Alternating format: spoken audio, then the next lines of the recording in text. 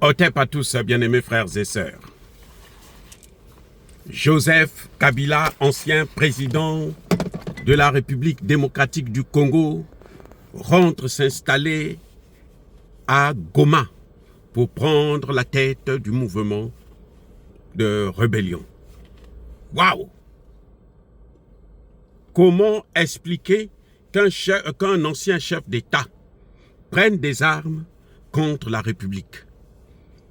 Après 18 ans de règne en tant que chef de l'État, il devient rebelle. Il se transforme en rebelle. Comment expliquer une telle tragédie, un tel crime? C'est incroyable, mais vrai. Eh bien, Joseph Kabila est à Goma. Aujourd'hui, vendredi, 18 avril 2025, l'ancien président de la République démocratique du Congo, M. Joseph Kabila, est rentré définitivement s'installer à Goma pour prendre la tête du mouvement rebelle. Ça montre que le président Tshisekedi avait raison, il avait eu raison quand il disait que derrière le mouvement rebelle, celui qui finance la rébellion, c'est l'ancien président Joseph Kabila. Les amis, la honte du siècle, on n'a jamais vu une telle situation dans un pays. Mais ça s'explique. C'est pas un fait qu'on ne peut pas expliquer. Non, ça s'explique. 1. Joseph Kabila n'est pas congolais. Joseph Kabila est rwandais. Il n'est pas le fils de Laurent Désiré Kabila. Tout le monde le sait, les Occidentaux là, les Européens notamment, le savent très bien.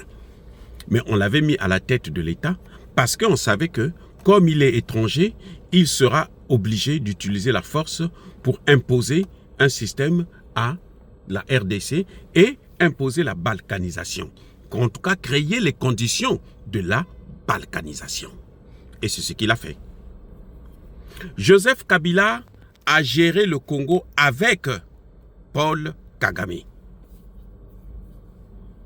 Ils ont co-géré. Joseph Kabila est celui-là qui a créé tous les mouvements rebelles que vous voyez dans l'Est de la RDC. Il y a plus d'une centaine de groupes armés au Congo. C'est Joseph Kabila, le créateur de ces groupes. Le président de la République. C'est lui qui a créé tous ces rebelles. Alors, pourquoi il a créé ces rebelles? En fait, c'est pour préparer le terrain de la balkanisation et du grand remplacement. L'objectif des Tutsis et des Rwandais, en général, c'était de prendre la RDC, de faire de la RDC le pays des Rwandais, le grand empire Tutsi. Donc, on massacre les Congolais et on les remplace par des Tutsis, à commencer par l'Est de la RDC. Joseph Kabila a passé plusieurs accords avec Paul Kagame. C'est pour ça que vous entendez les gens dire que Joseph Kabila avait maîtrisé, avait vaincu le M23. En fait, il n'avait pas vaincu le M23. Parce que s'il avait vaincu le M23, il ne devait pas être à la tête du M23 aujourd'hui. Non, il n'avait pas vaincu le M23. Le M23, c'est lui qui a créé.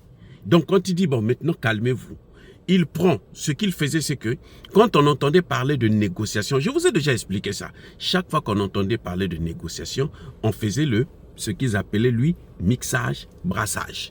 C'est-à-dire, on prend les Rwandais, on les mélange avec les Congolais. On prend les Rwandais, on les prend depuis le Rwanda, on les amène, on les met dans l'armée congolaise. On les prend, on les met dans l'administration congolaise. Et la première des choses, c'est qu'il faut les affecter à l'Est, dans le Kivu. C'est pour ça que la plupart des dirigeants à l'Est de la RDC, ce sont des Rwandais ou des Tutsis, Hutus d'origine rwandaise, qui ont la nationalité congolaise, bien sûr. On les met là-bas, et puis l'administration, c'était leur administration. Et au fur et à mesure qu'ils massacrent les Congolais, ils prennent des Rwandais qu'ils viennent peupler là-bas. On prenait des Congolais, écoutez bien, on prend des Congolais, on les chasse de leurs habitations. Et les Rwandais viennent habiter dans ces maisons. Les Congolais vont errer dans des forêts. Voilà ce qui s'est passé pendant 30 ans jusqu'à aujourd'hui. Au moment où je suis en train de vous parler, c'est ce qui se passe. On prend des Congolais, on les met dans la rue. Et les Rwandais viennent, ils occupent ces logements. C'est pour ça que vous voyez quand le M23 arrive dans certaines villes, à l'est de la RDC, dans certains villages, dans certaines localités, tout le monde est content. Enfin, les habitants sont contents. Parce que ce sont des Rwandais qui ont remplacé les vrais Congolais. Ça veut dire quoi? Ça veut dire qu'à la fin de tout, c'est l'extermination des Congolais qui est en jeu. C'est pour ça que je vous parle de double génocide. C'est pour ça que je parle du génocide congolais. Le génocide, c'est ça. On massacre les originaux et on prend les migrants, on les installe. C'est exactement comme ça s'est passé à la colonisation dans beaucoup de pays africains et notamment en Afrique du Sud. L'objet, l'origine même de l'apartheid, c'est ça. C'est ce comportement que Paul Kagame est en train de mettre en place. A mis en place avec Joseph Kabila. Sinon, comment pouvez-vous expliquer qu'un ancien président devient un rebelle, un chef rebelle? Incroyable, mais vrai. Les amis, c'est-à-dire que c'est scandaleux. Quand j'ai appris ça, j'ai failli tomber en syncope, mais c'est incroyable. Ancien président qui prend des armes contre le pays, qui lui a tout donné. Et ce n'est pas son pays. Il n'est pas. On a découvert même sa mère. On a retrouvé la mère de Joseph Kabila au Rwanda et rwandaise. Oui.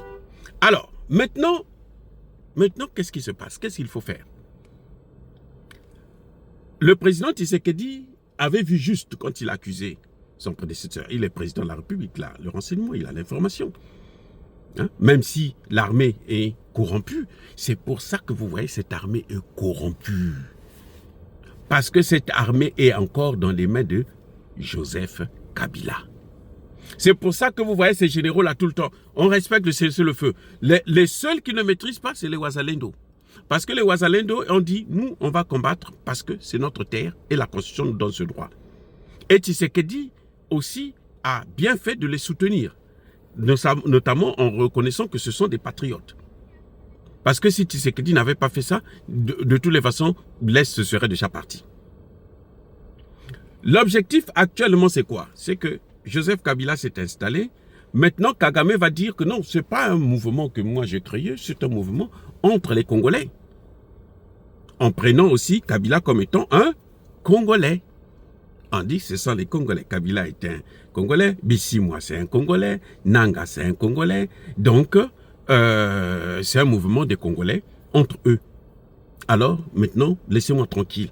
Voilà ce que les Français attendent pour poser maintenant des conditions d'un cessez-le-feu avec l'arrêt des combats. Dans le sens où, maintenant, le Kivu, c'est géré par Kagame et Joseph Kabila. C'est pour ça que nous sommes obligés d'accepter la présence de l'armée américaine. Vous comprenez maintenant l'enjeu? C'est pour ça, puisque notre armée ne peut pas faire le travail. Les Wazalendo sont très forts, ça c'est clair. Mais c'est difficile pour eux de combattre une armée professionnelle d'un État. C'est très difficile. Les militaires congolais, au moment où je suis en train de vous parler là, les militaires congolais sont assis. Ils sont en train d'attendre que on dise il faut qu'ils fassent la guerre. Ils sont en train de respecter le cessez-le-feu. Les militaires congolais. Ce sont les Wazalendo qui se sacrifient pour le Congo actuellement. Je reprends. Ce sont les Wazalendo qui se sacrifient. Ce n'est pas les FARDC. Les FARDC respectent un cessez-le-feu à la demande de leurs autorités depuis Kinshasa jusqu'à sur le terrain. Vous entendez encore parler de Pacifique Massunzu. Pacifique Massunzu là, il est où? Il n'est plus là. Parce que sa mission, c'était de venir livrer Goma et Bukavu. Et c'est ce que lui, il a fait. Il a livré Goma. Après, il est allé s'installer à Bukavu. Il a livré aussi Bukavu. Maintenant, on n'entend plus parler de lui. Il va se cacher comme si lui, il était un vrai Congolais. Non. Alors, la solution, c'est laquelle? Il y a une solution. Ici, aux États-Unis, vous savez, si la Cour avait reconnu que Donald Trump avait soutenu l'intervention de ceux qu'ils avaient pris en otage le Capitole, il serait même plus candidat. Vous avez vu comment les Français ont fait? Parce que Kémy Séba a trahi la France en critiquant la France, en critiquant la monnaie CFA de la France. Hein? Qu'est-ce que les Français ont fait? Les Français lui ont retiré la nationalité française. Voilà ce que j'attends de Tshisekedi. Monsieur le Président, avec tout le respect que je vous dois, je dis que la solution, la meilleure solution pour paralyser Kabila, c'est de lui enlever la nationalité congolaise. Kabila, Bissi, moi et toute la clique, ceux qui ont commis la haute trahison, il faut leur déchoir cette nationalité congolaise. Le Niger l'a fait. Le ciel est tombé? Non. La France l'a fait avec Kémy Séba. Vous avez vu le tapage que tout ça a fait là. Un tollé. La France l'a fait.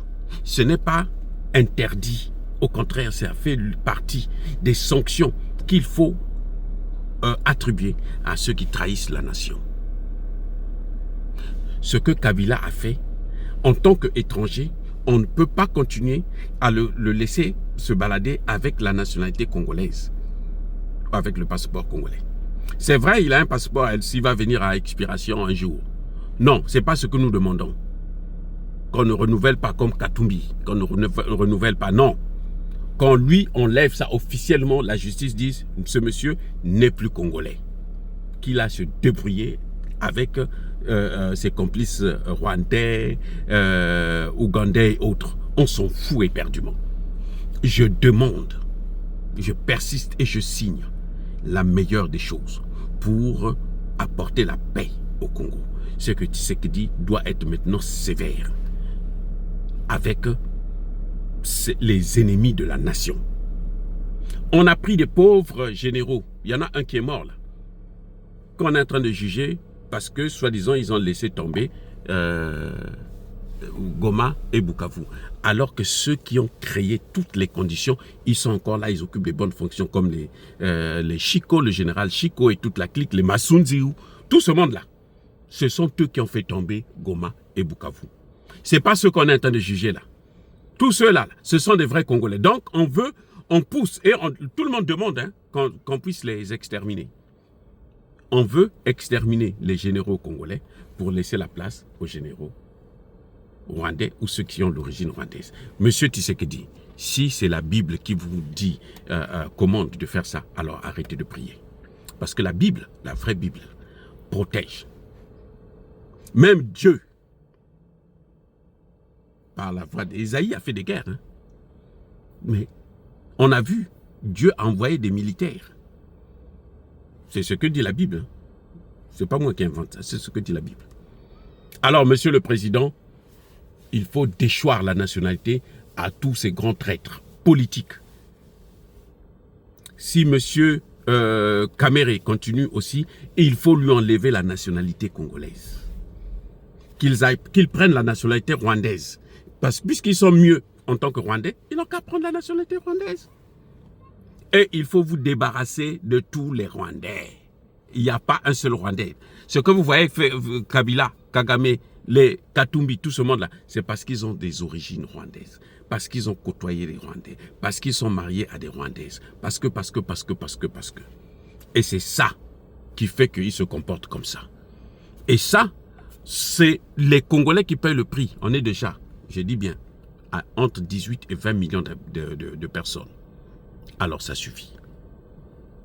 Si on enlève la nationalité à Kabila, il ne peut plus dire que non, moi j'ai le droit de venir m'installer au Congo et faire une rébellion.